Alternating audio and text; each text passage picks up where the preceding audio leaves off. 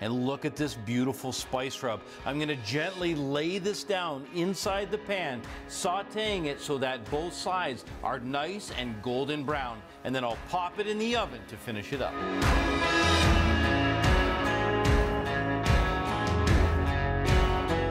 You'll notice I haven't used any eggs or breadcrumbs. The proteins will naturally bind when cooked. I'm going to keep this seasoning simple. Just a little bit of salt, some pepper. Simple. I want to taste this elk. I don't want to hide any of the flavors. I want to taste it. I put all that work into getting it. I don't want to hide those flavors. I want to taste it.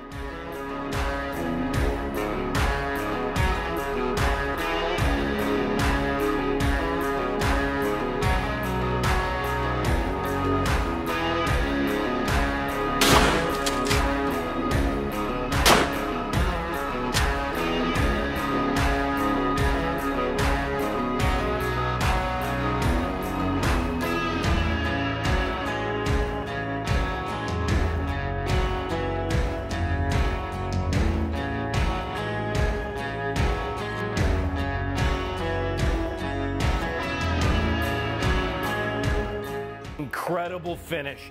Is there anything simpler than cooking in one pan? Whole roasting this line-caught wild trout with all of these vegetables, for me, is the most perfect way to honor this incredible fish.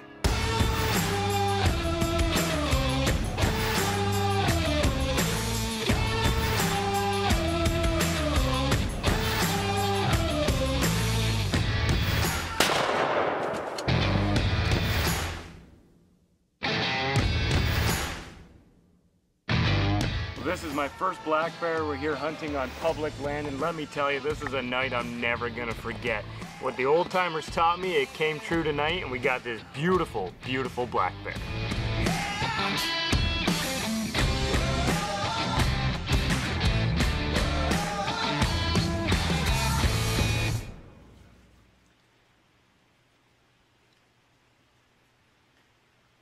Good evening and welcome to Surefire Wednesdays with the Outdoor Chef. My name is Jonathan Collins and this is my son Bailey. Hi everybody, how's it going? Dakota's going to be joining us shortly, but first I've got to tell you why you have to stick around. Tonight we're giving away a cast iron tripod and that beautiful cast iron, what's it called? I keep wanting to call it Dutch oven. I'm a chef, I should know this. That beautiful cast iron Dutch oven from Lodge. Lodge is made in America. It's tough as nails. And I'm telling you, when we went to bear camp, when we went to deer camp, when we hunted whitetails, and when we went deep up north, we took this with us. So if you're going out into the wild, I can't talk tonight. We're going out in the wild. You got to have this at your camp site. So all you have to do is like the broadcast, share the broadcast, and then do us a favor and tag somebody who'd love this, and that might be yours. We're going to choose it before our next broadcast. This Dutch oven is perfect if you're ever going on a hunt, say for bear or anything like that, and you have small game animals open, such as grouse. For around the campfire late at night, say you weren't quite so successful that day, and you got a couple grouse. This is perfect just to toss those in there, and you have a great little Dutch oven to cook all in one pan. Makes it camp cleanup easy. It's not so fun when you got like 30 dishes at camp and you gotta go stick your hands in the cold river. That's right, that's right. Not fun. So tonight we've got some exciting recipes. First of all, we've got a drink. So we've been pairing drinks now for the past few weeks because we know when you're making some kind of a main, you'd love to have a drink. And to tell you about it, here's my son, Dakota. Good evening, everybody, and welcome to Surefire Wednesdays. I know that we're pumped up tonight, man. We're finally... Look at this set. Look at this set. We've been waiting. This is the outdoors. Yep, we've been waiting. We've been seeing these ribs sitting in our freezer, and man, let me tell you, we've been waiting to cook these babies up. I actually had to break these ribs through about an inch block of ice on the very bottom of the freezer. And he was like, let's do ribs. So I had to get out there. I actually used a wrench to break out the ice. So that's the first thing. So in thawing these ribs, cold running water, anything that you're going to take out of the freezer, thaw it in cold running water, slight trickle. It'll thaw them faster, and then keep in mind that it's food safe. You're keeping them below 4 degrees, which means you can cook them with confidence. Or 40 degrees Fahrenheit. You know, we always talk about Celsius, but we know that a lot of our viewers are Fahrenheit. got to remember Fahrenheit. And So let's tonight- talk about your drink. Yeah, tonight I'm doing a summer sangria, and I mean, look at all these ingredients. This just gets you excited, right? Strawberries, blackberries, limes, lemon. We got it all here, right? Yeah, And then we're powerful summer flavors. Yeah, we're going to be doing some of this gorgeous red wine, triple sec brandy.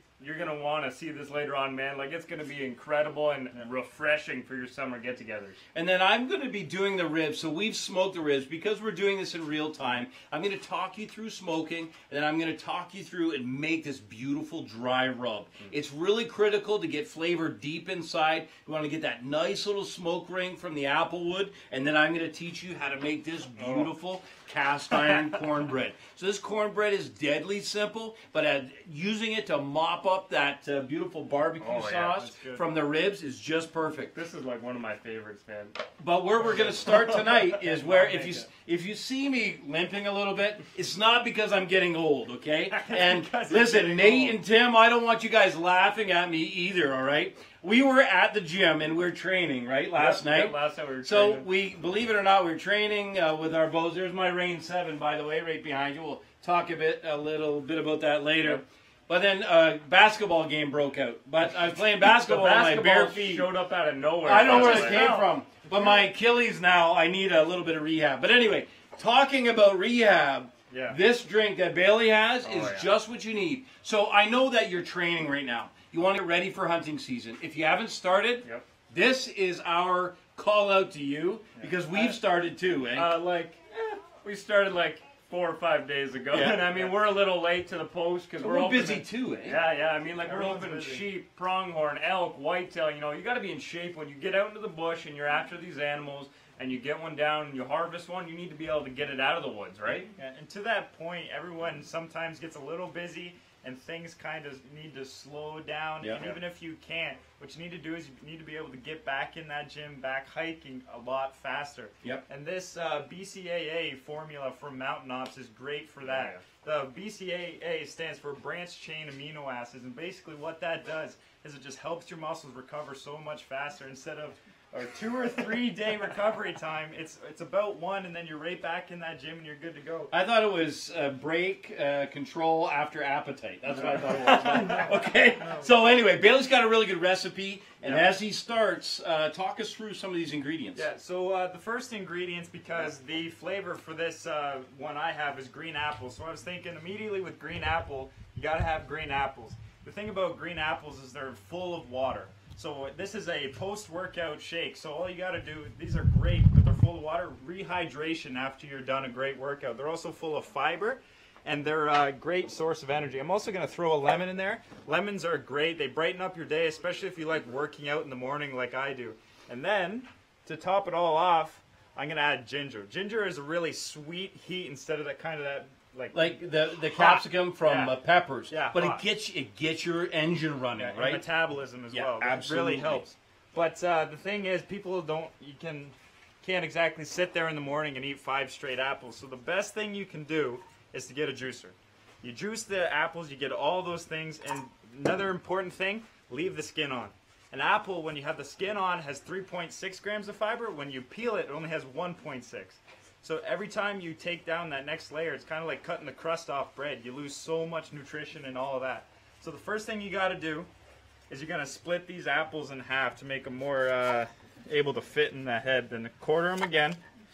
And I actually don't... What did you say that the seeds in apples have, Dan? Well, if you collect a whole bunch of them, it actually has a poison in it, right? Yeah. So you gotta make sure to take those out. Take them out. Take them out. That's right. And so when you juice them and add a little bit of heat, that actually activates that. So you want to make sure you take the What's seeds it called? out. It literally escaped my mind. Cyanide. Cyanide. Thank you. Cyanide is what it is. A little bit of cyanide in there. Yeah, so what you want to do is you want to just run your paring knife. Another great thing is a paring knife to have in your kitchen. You want to run that along the apple to get those seeds out. If you're doing 1 serving, I'd say you probably only need 2 or 3 apples. They get a lot of juice out of apples. A lot of things you can juice and you only get a little bit, but with apples, you get a lot of juice out of that. And same thing with the ginger and lemon. And while I'm doing this, I'll show you a cool thing. People always see lemons and you don't think you can get much out of it. Take your peeler, if you have a juicer, and just go like this, and just peel that, what is that, the rind? Yep. Right. Yeah, the zest. The zest. Down, yeah, taking that pith off. So what you want to make sure to do when you're juicing the lemons is to get that pith off. Otherwise, you'll have that real bitterness that comes from the lemon. So what Bailey's going to do is he's going to continue to prep this. I want to show you this. I'm going to start getting ready for my cornbread. So what I've got is I've got cast iron, and now it's nicely seasoned. I've just used a little bit of corn oil. Now, since cornbread uses cornmeal, I'm going to use corn oil. It has a nice high smoke point, and seasoning the cast iron before I heat it up. Come on around here. I'll show you where I'm going to put it. So I'm actually going to preheat this. You can see that I've got my Coyote smoker going here. It's about 450 degrees. We're going to let that cool off just slightly, but I'm actually going to I'm going to preheat that cast iron so that when it comes time, one of the things about preheating is I'll get this incredible layer of crust. And when you look at my cornbread, I've got inside, but it's got that nice crust, crumbly crust on the outside, which makes it just beautiful. How are you doing there, babe? Good. So I just started. I just finished my 2 apples. Trying to go fast without cutting myself here. I'm not as good as him though. He's been doing. How long you been a chef for, Dad? Too long. Too long. So the next thing we're going to do is we're going to start talking about Bailey's prep, and we'll come back to you in a second. What we're going to do is we're going to start with this spice mixture. Now, I've got some incredibly powerful flavors here. And one of the things about making a really good dry spice rub, you can buy them, absolutely. There's lots on the market. But if you want to make your own, what you want to do is you want to start off with whole seeds. So I've got whole allspice berries, whole fennel seeds, whole coriander, and here is whole cumin. The thing about getting them whole, first of all, they'll store longer and they will store more fresh. But here's the best part. So you take a pan. Now I've got this screeching hot. So it's cast iron pan. I'm literally going to take and I'm going to put 3 tablespoons in. And what happens is that the heat begins to activate the natural oils inside those whole seeds. And when we grind them up, it makes it that much more potent. So I've got some allspice berries going in. And I've got fennel seed. All of these flavors are really common in barbecue dry rub, but you rarely see the whole seeds, and you rarely get a chance to smell what each one of them smells like on their own, and it really helps you to appreciate what's going on. So with all those seeds in there now, I'm literally just going to spread that out in the pan, and I'm going to wait until that starts to smoke. Yeah, I think I'm ready to go here, guys. You ready to go? Done. So the thing I like to start with is always the apples, since it is an apple drink. So all you got to do is take the top off, start your juicer. And I want you to look real close here as I start to drop these apples in. And this is equivalent of half an apple. Watch how much juice comes out of half an apple. Watch this. Just incredible, nothing left over. Like, take a look up here. You just left with all this little pulp that's up here, and it's literally taken everything out of that apple and shoved it down in there. So you can imagine every morning having to eat, this is 3 apples, eat 3 apples. First of all, you're not going to be able to do it. Yep. And if you see this, look how much juice is coming out of these apples. After a workout, you start off in the morning, you're going to get 3 hours in your morning and you're going to be dead. You're going to want to take a nap and you're going to be starving. Yep. And the last thing you want to do is shove more food in your mouth. Oh, we're losing apples. It's crazy. One of the most incredible things I found when I started juicing carrots and apples and ginger is the amount of energy you get purely from all the juice. It's just like taking an energy drink and timesing it by 3 without the jitters. It's just like your brain works better, and I mean, from a workout standpoint, your body, I'm sure, is just working at an elevated level to the point of just pure. Yeah, so you guys are telling us we should see results after the next few weeks of you guys? You should definitely see results. Well, yes, we should see those results. This is the full lemon. Watch this juice come out of this. You gotta have. Oh yeah, look at that. Effortless. And then the last thing I'm gonna do is this little. I always use about a thumb-sized piece of ginger. Ginger's very hot, but it's also very sweet, so you can do this to taste, really. It depends on how much you like. If you like a lot of heat, throw it in there, man. Ginger's in there. Shut that off. That heat really boosts up your metabolism, and I mean, if you're working out, you know, you need to get that metabolism going, eating a bunch, lots of protein. Especially with this, these branched chain amino acids are great, especially if you're on a diet. Because what happens when you're on a diet, your body actually starts to eat your muscle away, because the thing it's starving for is amino acids. So what you got to do is, if you're on a diet, if you give your body extra amino acids, because it can't really produce that much of its own, is it stops that synthesis and then gets you into it. So what I'm going to do is I'm gonna add a scoop of this stuff right into this Now, cup. what's this stuff taste like? This is honestly, it's delicious. It's green apple flavor, Oh, so okay. it's good. So I'm gonna pour that right in. We're getting apple-fied now. We're getting apple pie now. Lots of fiber, boys. Lots of fiber. Lots of fiber. Toss that on your mixer. Turn that on. Let it go for a few seconds. You don't need it too long just to mix up those ingredients. Shut that That off. smells good, man. Well, you have no idea. Wait till you try it. Because this stuff's amazing. Oh, Put you your lid mean on. like I'm gonna try your drink first the way Dad always tries my drinks first? Yes, That's the way it's that's gonna go. correct. Because his drink's always alcoholic. Try that, man. Try that. Now, was this pre or post workout? Because I feel Post-workout. like I should go do a workout Go right do a now, man. workout. That tastes delicious. Honestly, you take one sip of a juicing, and honestly, your eyes feel brighter. You Yep. feel like you literally feel like you're And the awake. amazing thing about that is he used like you know, about an inch size piece of ginger, and like for me, I'm not even tasting the heat there at all. So I mean, really good. the amount of ginger you can put in there is incredible. And like we said, that heat, I just love that heat from ginger. It's just a sweet heat, not like capsicum heat, where you feel the burning on your tongue. It's just an overall heat. What you got going over here now? Have a quick look at these. Yeah, so these are starting to be fragrant. Now, I want to talk to you a little bit about this procedure and how we were able to accomplish this. In a minute, I'm going to grind this, but I want you to have a look at what we did in here. I want to give a little bit of the ending away right here at the beginning. So you can see they've been completely smoked, yeah. and you can see that beautiful. Now, we're going to slice these apart, but this is the key to our technique, is that all of that beautiful sauce is captured in the bottom. That's molasses, brown sugar, honey, and most importantly, we've candy in there as well. I'm going to leave those covered up. Now, while this is heating, we're going to start talking about and making our cornbread. Oh, yeah. So I want to get it in that smoker because Yep. it's gonna cook in just the right amount of time. People are gonna think we have a fascination with pan sauces. We make them in the kitchen. We make them in tin foil. Exactly. I love pan sauces. So the first thing we're going to do is we're going to start with some all-purpose flour.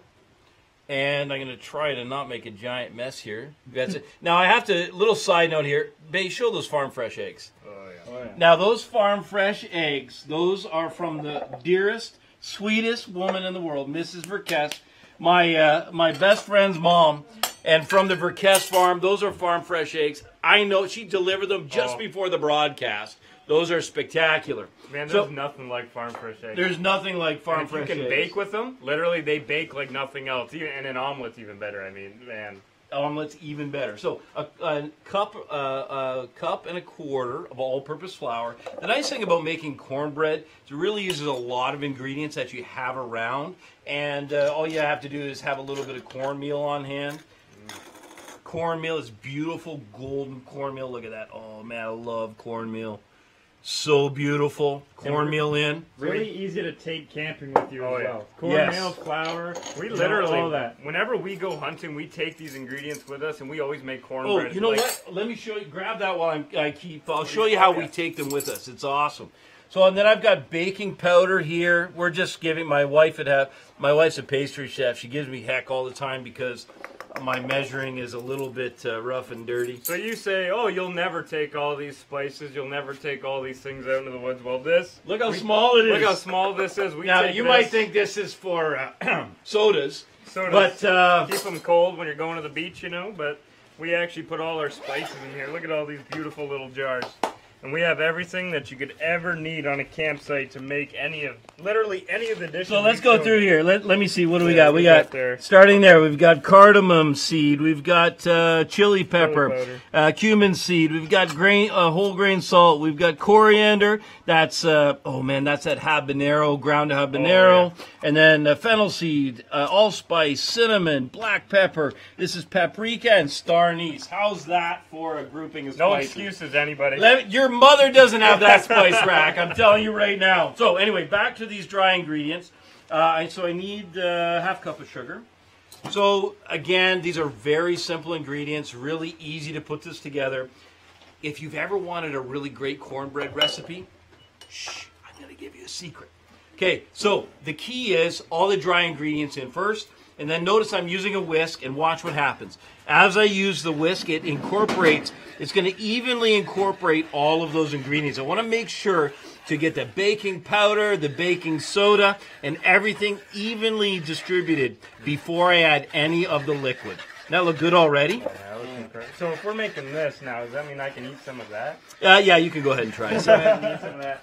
While I have you guys here, while I have the camera, I want to make another side note. This is a herb crust we made, was it a couple weeks back? Salt, yeah. The herb salt, yeah. If you remember, actually, Bailey, when we come back, I want you to go through some of our previous recipes. If you go to the Bowtech site or to the Outdoor Chef YouTube, you will be able to see all of it. We've got about a dozen previous broadcasts, and we've got everything from wild turkey. Well, I'll let Bailey go through that in a minute. We'll go through them all. I mean, everything basically that's come into season and gone over the last year, there's a recipe there for it. Okay, come over here. This is what we wanted to see. Have a look at this. So you see that smoking now?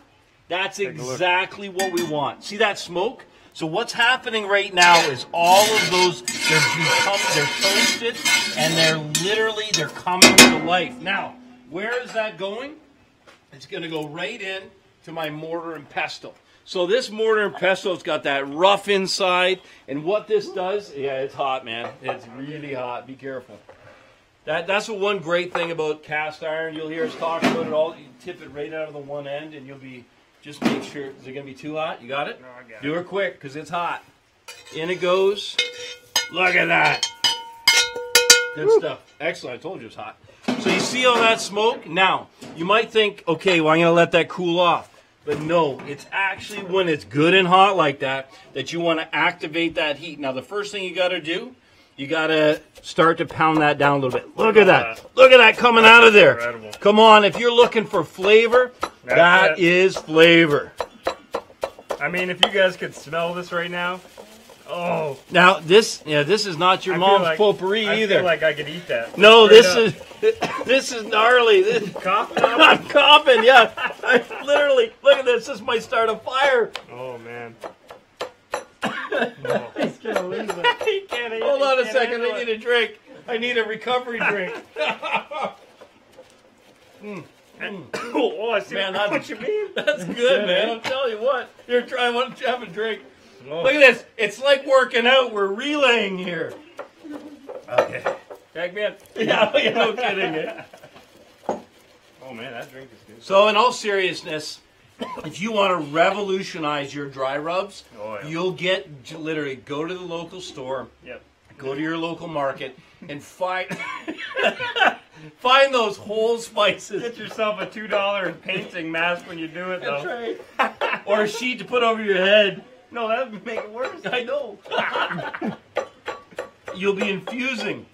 And then you just work that until you get into a consistency. Myself, I like to leave it a little bit more grainy, not to a complete powder. You can get spice grinders that turn it right into a powder, but I love the presentation of just leaving, you know, those coriander seeds and that cumin just a little bit more whole. It's also fun getting back into the kitchen with the grinders and all that. Well, you're so in touch with the food this way. This is the way you get connected to your food. Number one, when somebody says, oh my God, what did you put in that spice rub? You're like, oh, well, I put whole allspice berries and fennel. And they're like, what? How'd you do that? Show me that. And so that's what makes food exciting. It's what makes your food unique. And you may ask, like, how do you do this when you're in the outdoors, right? If you go back and we did a recipe for pigeon right on a riverside, and what we did is you just take, when you take your cast iron out there with you, you toss them in, toast it the same way we did, and you just find a rock or whatever is heavy enough to grind it, and you just sit there and pound it until it turns into a powder. It's not so fun having a chef as a dad in the outdoors because we have to train just to carry his cast iron in our backpacks but it's wherever worth it. we go. It's worth it, man.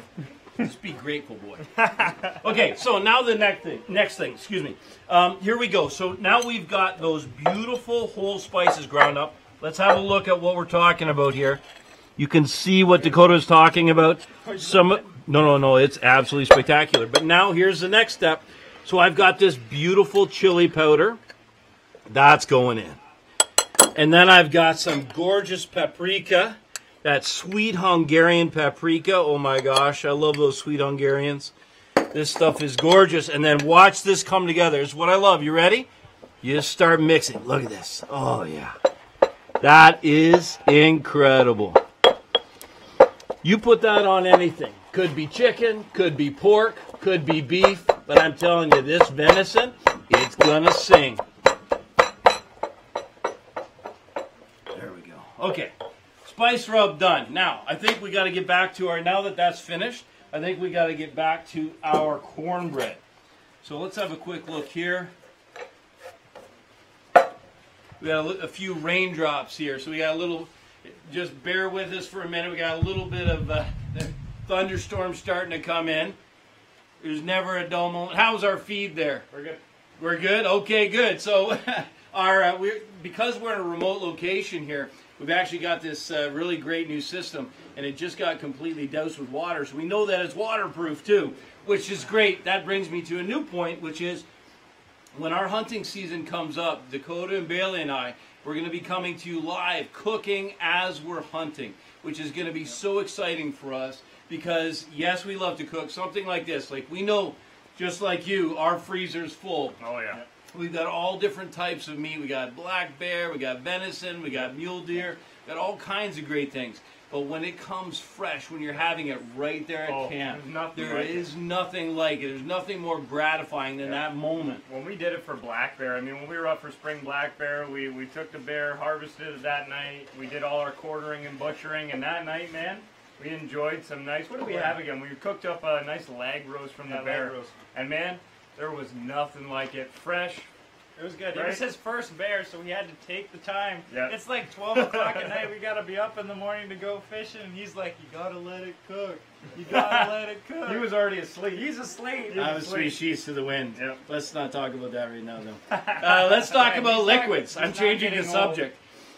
So all the dry ingredients now, we made that beautiful spice rub. I'm loving that. Smells incredible. Set smells amazing. Oh, it does. Oh, yeah. So if you think about that dry rub, now those spices are all activated. Now when you rub that on the meat, it's going to get deep inside the meat. Plus, with this technique of flipping it over and bathing it in that beautiful sauce, all those spices are going to be in your barbecue sauce. Yes, we have a question. Not a question, but we have a couple people loving the log bowl. Okay. And Mike said, would like to see you guys do a whitetail hunt and then cooking a few different cuts of the venison at camp, assuming you get a deer. Oh, we will definitely get it in. You know what? As a matter of fact, who said that? Mike. Well, Mike, it just so happens that we have a little video roll that we'd like to show you right now of our last venison hunt. And actually, no, we were extremely grateful. You'll see that in this video. I'm actually hunting with the Rain 7. So this is the Rain 7. And for me, this was, and this is what I was practicing with last night before I started playing basketball. But for me, the setup of this, I was set at 60 pounds on this. 25 feet in a tree stand. And it was my first whitetail. Unbelievable experience as a new hunter. And for those of you who don't know, we are new hunters. So we're experienced chefs, but for us, every one of these incredible dishes we're creating it in real time. Yep. So Dakota, we ready to cue that up? Yep, there we go. Okay, have a quick watch. Enjoy it. I'm going to enjoy the rest of this. Do whatever it takes to set me free.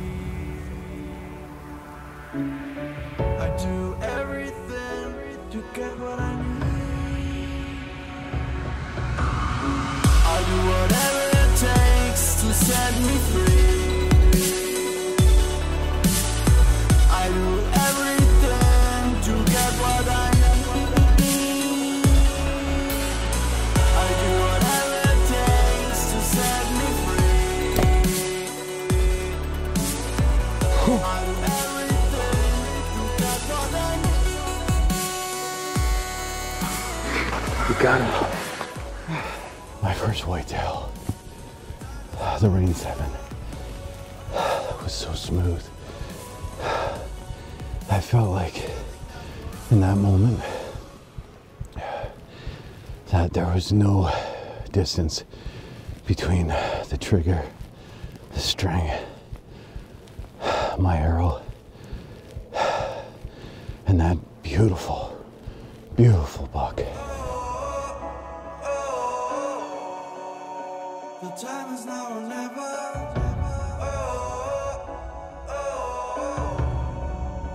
Cause nothing lasts forever.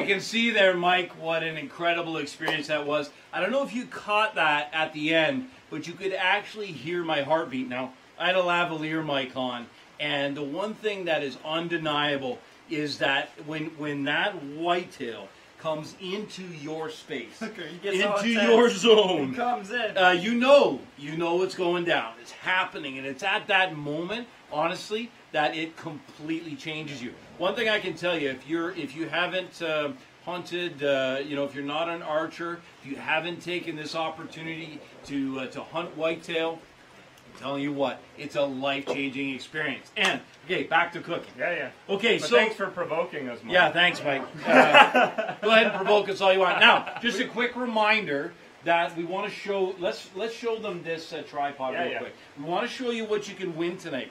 So remember, like this broadcast, share the broadcast, tag a friend, and please tell me why we should send you this incredible tool. So you see here, this is a telescopic rod, fully adjustable, so you can change the different heights of it. The nice thing is it comes in a nice little kit, easy to carry in, easy to pack in, chain, and then this, you can see, this has had some miles on it.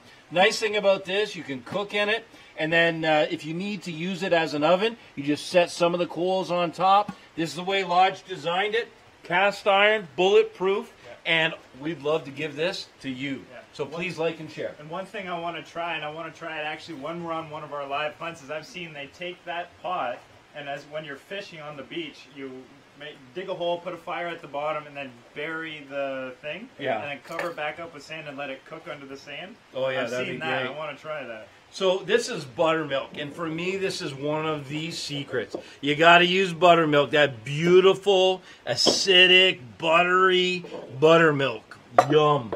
And then I've got corn oil, using corn oil because, of course, we're using cornmeal. So we're keeping all the same flavor profile. Cornmeal in, or corn oil in. And then, how about these farm fresh eggs? Oh yeah.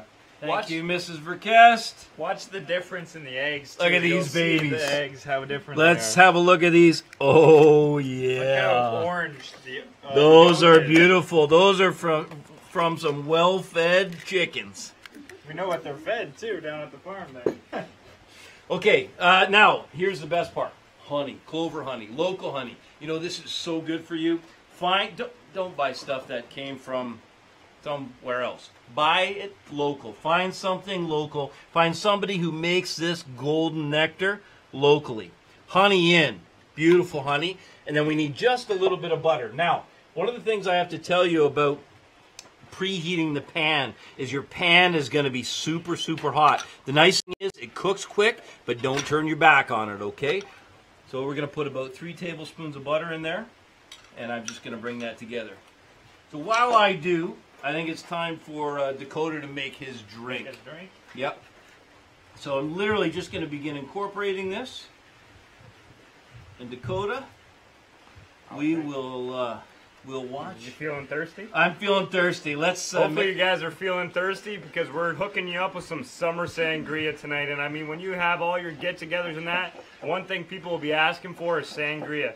Now it's originated in Spain, and I mean, when we were there, when I was younger, we went to Spain, and let me tell you, I had a little bit when I was there, and I have yet to try something just as good as that. I mean, the best I've part, been trying. The best part, remember, they have these really cool flasks with it, and they come around the table. And they literally pour it in your mouth. So yeah, sangria is beautiful. It's a real common man's drink. Yep. And some really powerful flavors. And like you can see why. Look at some of these ingredients here on a summer hot day, especially in Spain when they take siestas during the middle of the day. This is what you want: refreshing ingredients. And that's all we're going to start with. This is an orange. Just any navel orange will work, and we're just going to start working this into slices. We're leaving that the rind on because all of those oils are going to get into all the liquid. This is actually a drink that you do want to let macerate overnight if you can, 24 hours, because all of this fruit is just going to make its way into the liquid. Yeah, that's beautiful. And the key is when you do slice Look it at that. thin, if it's big, thick slices, it'll have a little bit of difficulty getting into all those flavors. Look at that. So it's beautiful to look at. Sangria is so gorgeous. And then we're just going to add some lemon here. Once again, just same thickness of slice here. Leaving the rind on again for that oil in the zest. Now we don't want to zest that off. We don't want to use a microplane and take that off like you've seen us do before, because then you're going to end up with all those little pieces in your drink, which you don't want. You want this to be really clean. Add those in. Have a look at this. I'm just going to interrupt for a second. Have a look at the texture of this dough. So that's what you're looking for. It's kind of pasty, but that's the thickness you're looking for. Because as I pour that in, it's almost like, it's really like a muffin batter or like a simple bread, banana bread or something like that. That's the texture you're looking for. Sorry, back to you. Yeah, so the reason you don't want to add that zest in is because it's going to be all up in the drink and in people's glasses, and they're not going to like it. So we're just leaving it right on that lime. And because it's going to sit overnight, all of those oils and flavors are still going to get into that drink. Beautiful. If you can't leave it overnight, that's fine. It's just you're not going to get as many of those fruit flavors infusing with the drink. Well, do you know what I would do? If you can't let it macerate overnight, what you want to do is take some of those and give them a really good squeeze. Oh, yeah. Get some of the juice in there, so you could maybe do a few like this, and then take a few and juice them whole. Yep. Look at that incredible Look at the color. color there. It's so beautiful. And for last, we're just going to add some strawberries here. Doing them in this presentation, taking the tip off and then slicing them like this. It's a really nice presentation, and it looks like a strawberry. That's one thing you always want to hint to in your drink or food, is what is inside the drink or food. So if I cut these strawberries in another fashion that doesn't look like a strawberry, Or even if you chop them up, right? people may not know that it is a strawberry, right? Look at all those colors going in. And some of these alcohols that we're going to be adding here, we're going to be doing a red sangria, which is a classic. You can do a white sangria if you're not a big fan of red wine. You just use a Pinot Grigio, but in this case, we're going to use a Pinot Noir or Merlot, a very light, fruity red wine. Well, and you could even use like a Zinfandel, or you could use a rosé. Now, for those of you who don't know, rosé, I know guys, rosé feels like a very feminine kind of wine, but the reality is that rosé is actually from red grapes. So they let the skins macerate for just about a day, just enough to get a little bit of that flavor out of them, and then it's removed quickly. That's what gives it that beautiful pink hue. And for summer drinks, they're perfect. I mean, they're it's so absolutely refreshing. perfect. So refreshing. Yep, and so now that we have all our fruit in there, we are going to go straight to the red wine to begin with. Clean my hands up here. I thought you were going for the core. I was going to say, screw cap. No. Now, hold on a second. I have to say something. My lovely wife, she works so hard. She gets all these incredible ingredients. And I was complaining about this wine. I feel really bad because it's called Cupcake. And I said, how can you give me a bottle of wine for the outdoor chef and call it Cupcake? But the truth is, this is a really good California wine. Cupcake. It's okay. It'll still taste good. So we're going to go a full bottle in there. Look at that color. Come on, guys. Oh, man, that looks so good. Oh, yeah. So, red wine, Pinot Grigio in. Or not Pinot Grigio. No, this Pinot is Noir. Pinot. It's actually a blend. So there's a lot of let's talk a little bit about wines just for a second. So, you could use a Cabernet Sauvignon. You could use a Pinot Noir. You could use a lot of different reds. But the blends are actually really, really nice. So they're doing so much good work with blends. 2 or 3 grapes that together, they're high notes, low notes, acidity, and sugar. It creates a beautiful blend. And a lot of times, their price is right too. And you don't need to spend a fortune on red wine to make a beautiful sangria. It's just got to be it's got to taste great. Right time of year, look at the year. I mean, this is from California, and I mean, can you go wrong with California wine? You can never go wrong with California. Okay, let's keep going. So we're going to add some brandy in here. This is not a classic, but I'm adding this in to bring in some of that apricot flavor. We're going to go in with about probably 4 ounces of this beautiful brandy. The nice thing about brandy is because it's a fortified wine, it gives a drink a real richness. It gives it a depth of flavor. It's because it's oak aged, right? So you get that flavor development that otherwise wouldn't be there. Well, a lot of people look at it and they go they think it's going to have this harsh whiskey type flavor, but actually brandy doesn't at all. It's actually very mild and really flavorful. Very, very mellow. And then we're going to go in with some triple sec, which is purely an orange liqueur to bring in some more of that orange flavor. Going to go in with about 4 or 5 ounces of that. roughly. Question. Roughly. Not Yes. a question. Not a but, question. Wayne said that your new nickname, Jonathan, is Cupcake. Is this Wayne from Texas? Wayne, you wait till I get to Texas, man. I'll show you what a cupcake I am. No, sorry. Okay, Wayne. Let's keep Easy. Oh, yeah, okay, sorry. You hit my cupcake button, You're Wayne. talking about somebody from Texas. I think Right. you're better to. He's probably like count a your giant hog blessings. hunter right now. Okay, Yep. we better not. Don't mess with Texas. Don't mess with the Everything's bigger in Don't Texas. mess with the carbon Even icon cupcakes hunters. are bigger in Texas. Okay. The carbon icon hunters are serious. That's okay? right, carbon We're icon. carbon icon brothers. That's so. right. Okay, sorry. So we're gonna add some more of that triple sec you put in. Sorry, Yep. miss. I was talking. Yeah, to Wayne. triple sec's in, some of that orange flavor going in. Now, your carbonated water. If you're going to let this macerate in the fridge for 24 hours or however long, don't add this in right away. You want to add your carbonated water right before it goes out for service because obviously if you put it in the fridge, all your are going to disappear in the fridge overnight. Yeah, now some people use a soda like 7-Up or Sprite or Schweppes or some type of a ginger ale here. Yep. Some people do. Yep. It's super, super sweet. Yeah. And listen, mineral water actually, it tastes like water, but mineral water actually has really great flavor and it really blends well with And sangria. make sure if you're looking, I mean myself, I like mineral water as opposed to carbonated water because Yes. you get that extra level Yeah. of flavor. Yeah, Like this is absolutely. mineral water, so you'll tell the difference if you taste them, carbonated water compared to mineral water. Yes.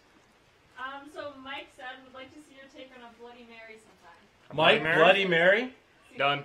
Done. Next week. Next Mike, week. Bloody Mary. We'll do it. You just did my work for me. Thanks, Mike. So you had to make up for goading us into the whitetail. thing. Exactly. So, yes, Cindy.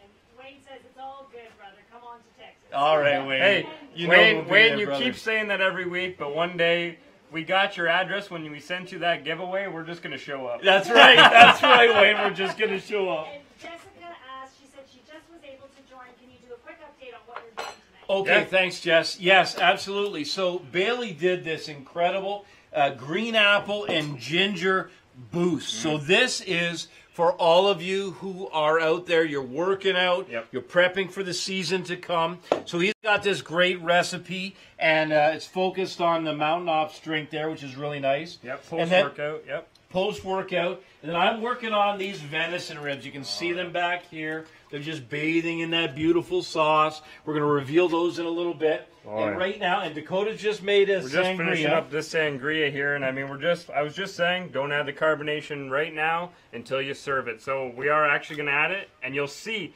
how this sangria comes to life. Watch it. And that's why you add this carbonated waters, because it just brings that to life. And on a hot summer day, that's what you want. Look at that. Look at those bubbles. Something I really like to do with sangria, too, by the way. There you go, buddy. Thank you.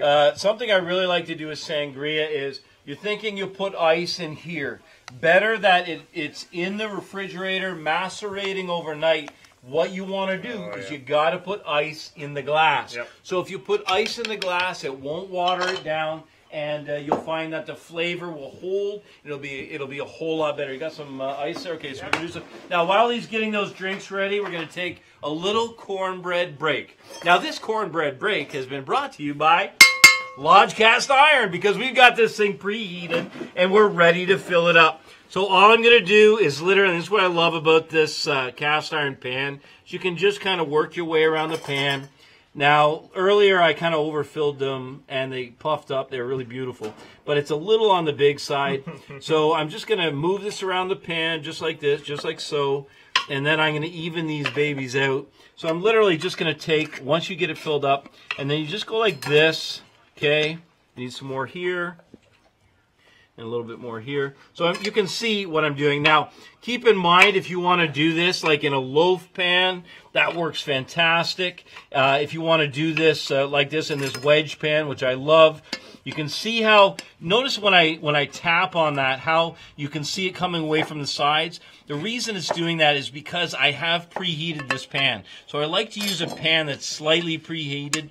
Now, I did pull it out before putting this in because I don't want it to be screaming hot when I do. I want it to start cooking, but I don't want it to overcook. Look at that. Beautiful. So this is something that's really easy to do. Now, if you're at a campsite, one of the things you can do, because you don't have as much control over the flames, and a lot of times what will happen is you end up getting the top burnt. What we've done is you do this and then just tent some foil right over top, and it controls that heat on top. If any of the flames are licking up on the side, you're not going to get burnt pieces, and this will really allow you to control it. But in this case now, we're a huge fan of these Coyote products. You can see I'm going in. This is this Coyote smoker. I mean, as a hunter and an outdoorsman, having it, look, have a peek down in there. Look at those. Cool. Now, I got to tell you something. I preheated this when I did this first batch.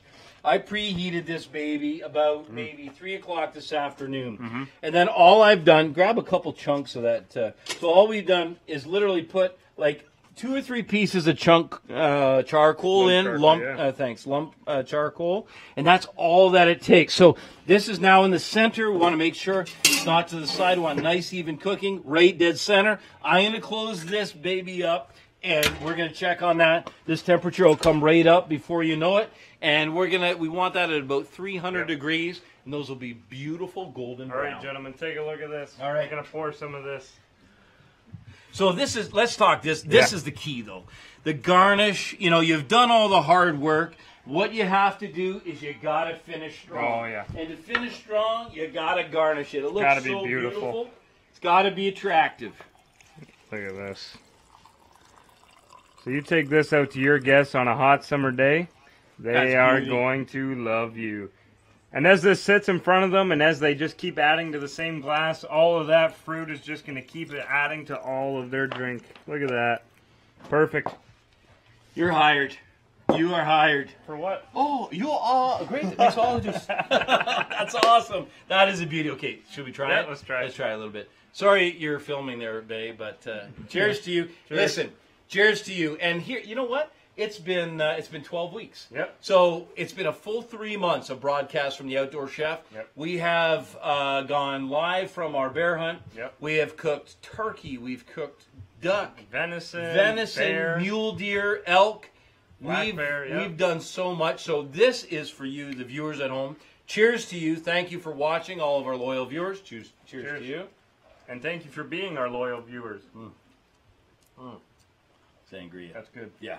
Oh, yeah. Very, very nice. I love it. Okay, so let's keep going here. Now we're going to work a little bit on the venison. So if you guys, I'm going to set this back here out of the way for a second, and let's keep working on the venison. Now, it's time to get a little sticky. Yeah. So this is where this comes into play. So the first thing I'm going to do is bring over this, and Bay, I'm going to get you to help me here. Yeah, so what I did with these, you're going to recognize these. Now, one of the things about venison ribs that you'll notice right off is they don't have nearly as much meat on the bones as, for example, pork. And especially if it's a 3 or 4 year old, in particular a 3-year-old deer, you're going to find that they're going to have, there we go. They're going to be a little less meaty, but generally speaking, there's not a ton of meat on those bones. Now, one of the things that I'm going to do this year is I'm going to leave that big loin attached. This was the first deer we broke down from that we harvested, and so I did make the mistake. I really would. I want that right now. What I want to show you is that tomahawk, the loin on with that beautiful rib. But for us, for tonight, this is how we're going to do it. So you've seen I've done it this way. So I roasted one side completely whole.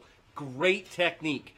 But what we can do is we can also roast it so that we've got each one. I'm just going to start covering these up, Ben. You can actually help me. Yeah, it smells amazing. It smells amazing. So the one thing about this, so literally all you want to do is just get a dry rub all over those.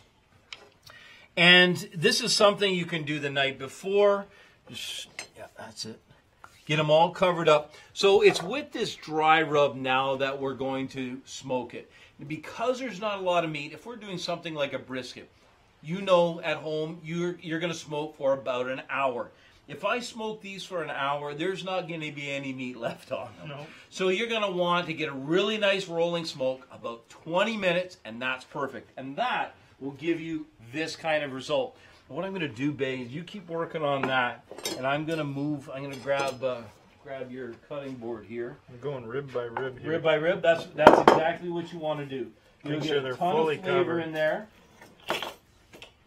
If you guys could smell this right now, it's honestly unbelievable. This spice rub, all those different spices, and especially after you toast them, just releases all that oil, and all that oil is just going to soak right into these venison ribs, and they're going to taste absolutely amazing. All right, Mop so it let's, yeah, you get that done. So that's the key with a dry rub. Get the dry rub on and let that sit. The easiest way to do it, we want to show you this, but you know, if you want to keep your hands clean, keep your tabletop clean, get yourself a big Ziploc bag, put them in the Ziploc bag, put the dry rub in, and put some air in it and seal it up tight. Give it a really good shake, and that way you'll get coverage all over the ribs, and that's what's going to get really even flavor. So let's bring this baby out.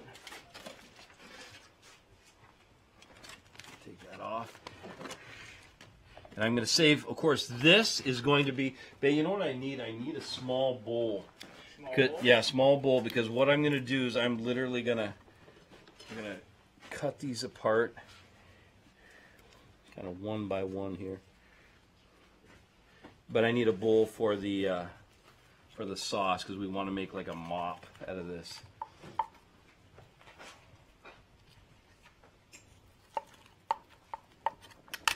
There we go. Oh yeah, look at that smoke ring there. So, yeah, you can see that smoke ring. It's a light smoke ring. Just kinda... So this is what I'm talking about here. You've got a really nice, you've got some beautiful smoke. You can see that it's completely cooked. And this is one of the things you really want to make sure, for a really good smoke, you want to make sure that it will come off the bone, that it's going to be pull apart, but that it's not going to be completely fall apart. So literally what I'm going to do, we're going to save this so we can do a nice hero shot so we can post this. But I want you to see the color and the texture of this sauce that I'm going to put on. Oh, yeah. Just Look at so that. this is a combination of brandy and molasses and brown sugar. We got 2 questions here. You guys, Go ahead. Mom? Justin says, I hate watching this while I'm hungry. And then we have Mike saying, slow is fast, fast is smooth. Yes, it that's is. right, buddy. That's right.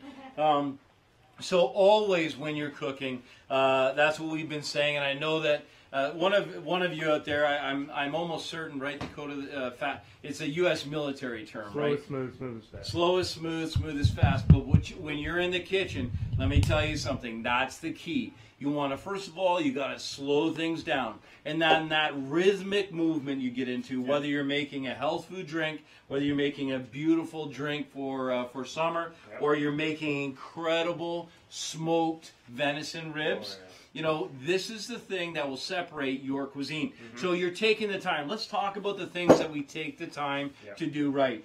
So with Bailey making this great drink, so the Mountain Ups on its own, beautiful, totally functional. But adding that ginger, which is like a thermal, it's like adding fire in your loins, and then the beautiful fiber from the green apples. Yes, Megan. So Scott's just asking, he says that's why it burnt, right? Because of the sugar? So this is not burned in any way. Yeah, so yeah, just so you know, the ribs are actually perfectly cooked. We used the dark molasses, dark brown sugar, and honey, so it's perfectly glazed and perfectly done. Yeah, and we don't do that right till the end, right? Yeah, you don't do that right to the end. So let's go through. No, it's perfect. So let me go through that entire process. So let's start with this. So you've got your raw venison. You're going to start with a dry rub. Now this dry rub is going to go onto my smoker. I'm going to smoke for 20 minutes. When it's done smoking, I come over and I've got a piece of aluminum foil. I put molasses, I put honey, and I put brown sugar, and I put some of that beautiful, I was going to say bourbon, brandy. Or bourbon. Or bourbon. Bourbon's good too. And I lay the ribs out. I close it up in the foil pack, as you saw. And what happens is it begins to essentially braise. So any of the connective tissue, any of the fats, anything that's kind of enveloping that beautiful rib is going to melt into that beautiful sauce. And then what you're left with is you're literally left with a perfectly smoked rib, but then you've got a barbecue sauce that's made at the same time. So it's combining the principles of smoking with a little bit of grilling Yep. because you're getting that grilled flavor, Yep. and then you're wrapping that all up by braising them slowly.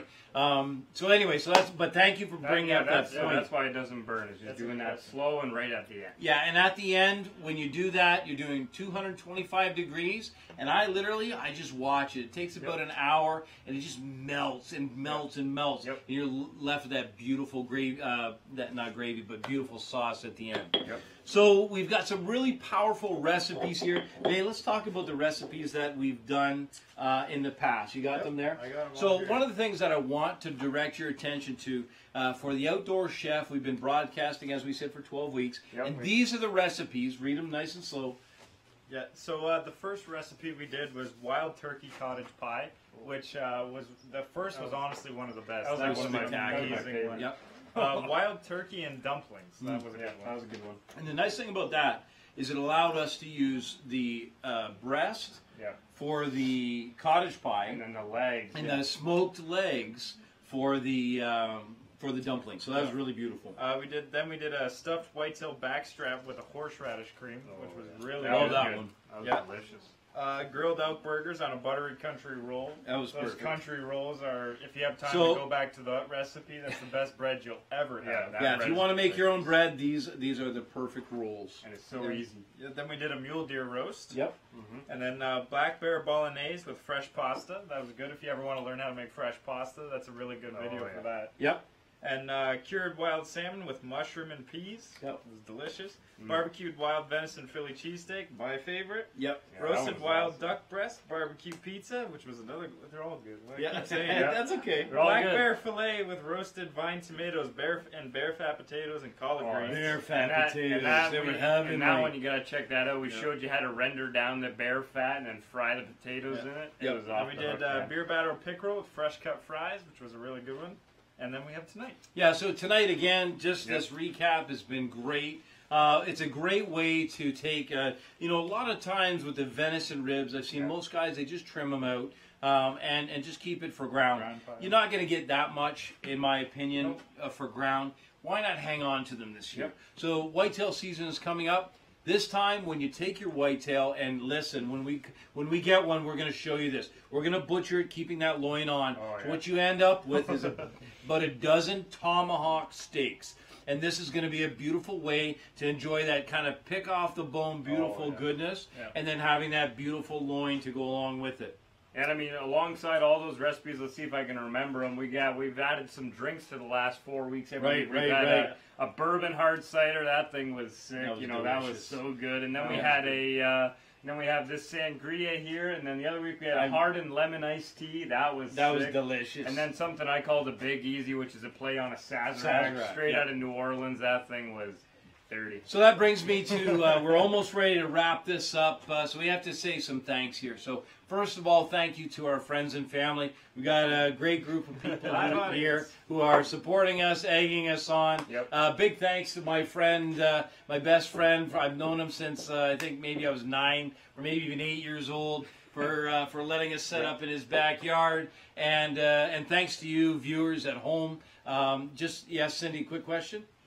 Jeremiah said, you all do dinner and drink. How about dessert? Dessert is coming. Dessert's coming. Jeremiah, That's- great thing. We'll do a dessert next week, guaranteed. All you gotta do is just grab some icing, make some icing, and throw it on that cornbread. That's right. That'll change your world. That's your dessert. I'll do it. Cornbread bread I'll pudding. do a cheat day dessert. I Yeah. got that chocolate caramel stuff from Mountain Ops. That's a and good idea. I want to Oh, make yeah, some that's caramel good. from That's good. scratch, and it's going to be good. And listen, our last thank you goes to each and every one of our sponsors. You can check Yep. them out in the rolling credits. Without those sponsors, this would not be possible. We encourage you to go to the Outdoor Chef Facebook page, the Fearless Outdoors Facebook page. Yep. They're two different stories. Outdoor Chef is all about wild to table. Yep. Fearless Outdoors is all about hunting, angling, and doing all kinds Fear of and crazy outdoors. stuff. Getting your wild to the table. Exactly, getting your wild to the table. That's true. And don't forget about that giveaway, guys. Lodge Yes. Cast Iron's Yes. giving you guys that beautiful Dutch oven with the tripod hanger for when you get out there in the woods. Share, comment. Yep. Guys. Like, Let share, us know comment. why you want it. Like I said, we got a season open. You don't get Yep. it that night, but you got small game. Question? Perfect. Yes. Comment? A lot of comments tonight. Wait, Oh, you yeah. said cornbread with icing chased with cupcake wine. That's awesome. So Wayne said cornbread with icing, chased with cupcake wine. Thank you, Wayne. Yes, Megan. So Dave said there's a tremendous amount of fat in deer ribs, and that Yes. this is the only part of the animal that he doesn't eat because it's too difficult to remove the fat. Yeah. But he asked, do you eat the fat on the ribs? You know what? My experience, great question about the fat on the ribs. That's why I work out. So here's the thing. Now there's one of the hard and fast things about hunting is there is no one rule. There's a number of things I'm going to talk about here. Number one, so his question was about eating the fat. I've noticed incredible difference where the animal grows. Oh, yeah. So Big times. where we are from here in southern Ontario, right near the U.S. border, we have animals that are essentially raised on corn and soybeans. They're basically cows. They're like cows. They're cows with beautiful antlers and run really fast and are very elusive. Yep. and then you go up north, and I'm telling you, these things are sharp as a They're what they tack. call bush deer, and I mean, They're so smart. They taste completely different, obviously, because their diet is just absolutely completely different. But the fat on these babies down here is really good. Just like beef fat. Oh yeah, I butter. literally wouldn't be without it. But it's a great point, and honestly, the fat is something we've been testing. So we had the same issues with discussions about bear fat. So what we've done, we've rendered bear fat,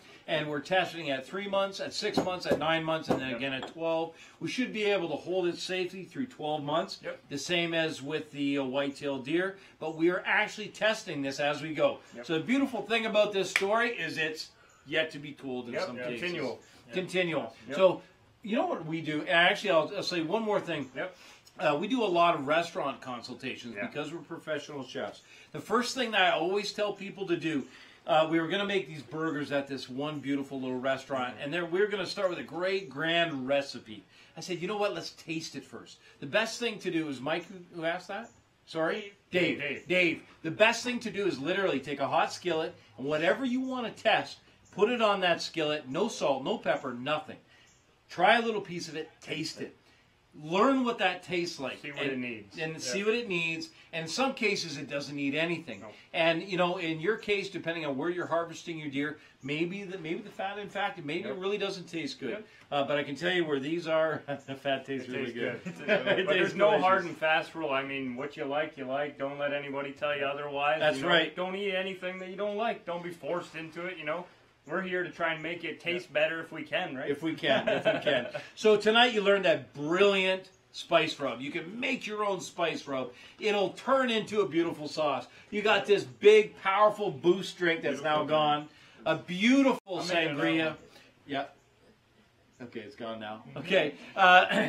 And what we do is we give you brilliant ways to be able to enjoy wild to table. It's a family story. It's myself, my two boys, my wife, and grandkids and daughters. We got and the exciting thing is we've got some girls coming in the woods this fall. My wife, my daughter, and my daughter-in-law. They'll be taking their first whitetail, their first turkey. It's going to be very, very exciting. Exciting for them, and exciting for us to continue the story of our heritage conservation.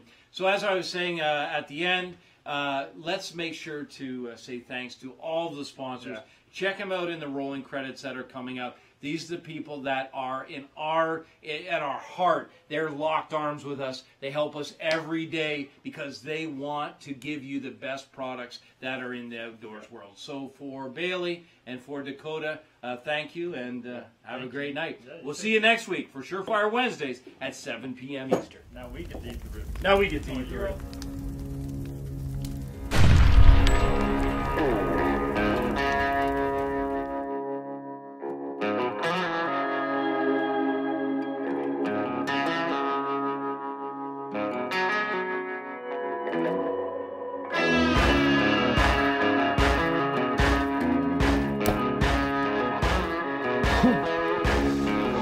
And look at this beautiful spice rub. I'm going to gently lay this down inside the pan, sauteing it so that both sides are nice and golden brown. And then I'll pop it in the oven to finish it up.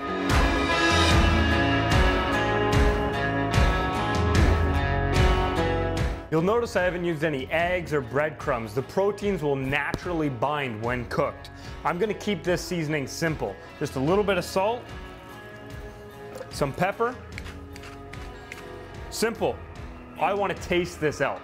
I don't want to hide any of the flavors. All right. I want to taste now, it. I we put all interrupt that this work into getting broadcast it. don't because wanna I have to hide show those you some flavors. cornbread. Come over here. You got to see this. So literally, I went over and I had a look at this. I want you to see what you can do at home. Have a look at this result. Look at this.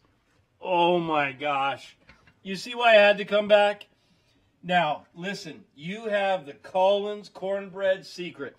I got to tell you, my family is, some of them are from Kentucky. So I'd be doing them great, making them very proud. One last look at that, and then we'll say goodnight. Thank you.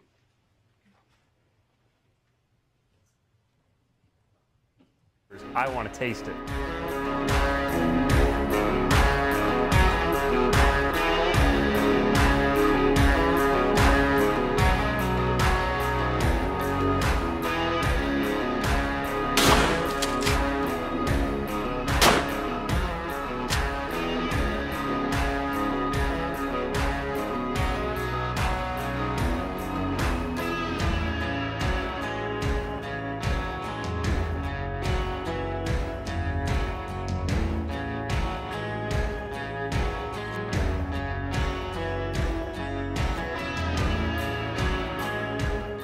Incredible finish. Is there anything simpler than cooking in one pan? Whole roasting this line-caught wild trout with all of these vegetables, for me, is the most perfect way to honor this incredible fish.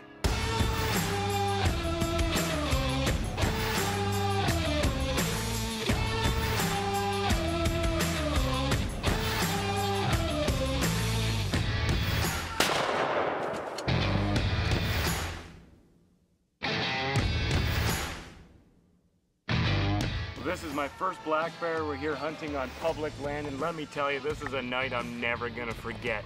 What the old timers taught me, it came true tonight, and we got this beautiful, beautiful black bear.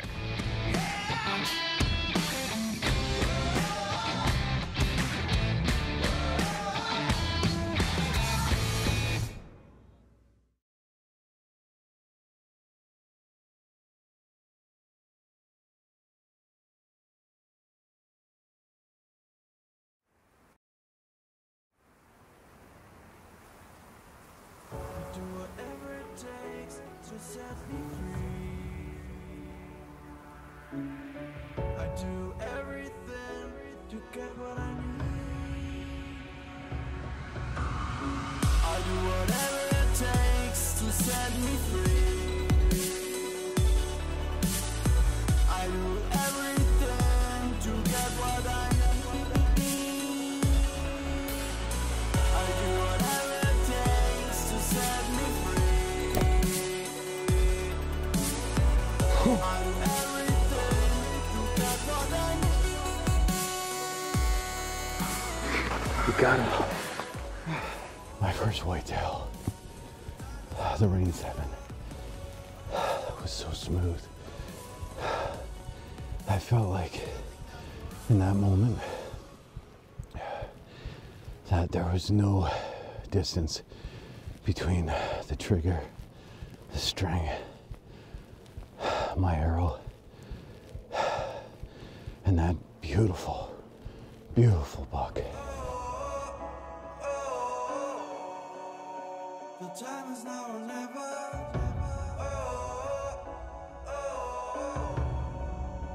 Cause nothing lasts forever.